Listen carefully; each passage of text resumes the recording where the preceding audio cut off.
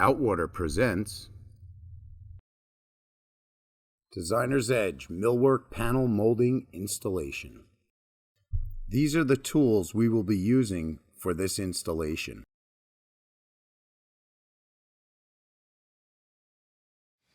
Now I'd like to talk to you about our eco-friendly multi-purpose adhesive for DEM and RPS moldings. This particular adhesive is used to put the molding onto the wall. It is also used to bond the molding, and it is also used as the finishing filler at the end of your job for any imperfections, cracks, openings, holes, things of that nature. Now I'd like to talk to you about preparing your multi-purpose adhesive. You will notice that the adhesive does not have an opening, so you will have to open the tip. I recommend you come down as little as you can and try cutting as straight as possible with a razor blade. So you're going to want to lock onto the tip and a quick swipe, and then maybe one more quick swipe.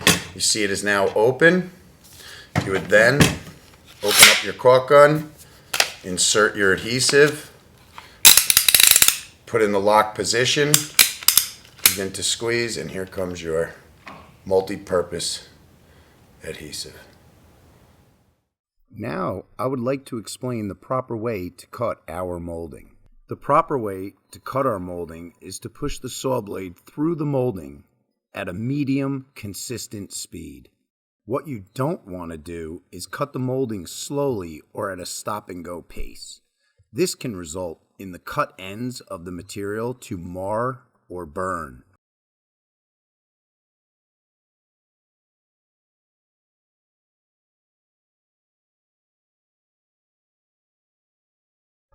Step 1 is to apply the MP25 ADH adhesive to the back side of the molding. Generally, an installation will have 2 points of contact, so you will want to apply the adhesive to the top and the bottom of the molding. After applying the adhesive, we are going to install the molding. For the best results, we highly recommend that your application area be clean and dry. To ensure the molding is even, use a laser level or draw a light pencil line with a manual level where the bottom of the molding will be. When joining two moldings together, you will need to apply the MP25 ADH adhesive to the top and the bottom of the molding. Then apply it to the edge of the molding you are joining. Install the next piece of molding, making sure both edges meet each other evenly.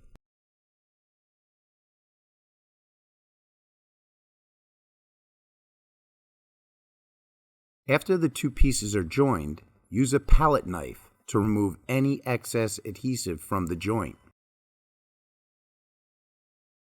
And then clean the joint with acetone. After 24 hours, you'll want to use a 220 grit or higher sandpaper to remove any irregularities and to give the joint a finished appearance. Finally, apply MP25 ADH to the top, bottom, and joints to seal any gaps or irregularities prior to painting. This will give your moldings the finishing touch.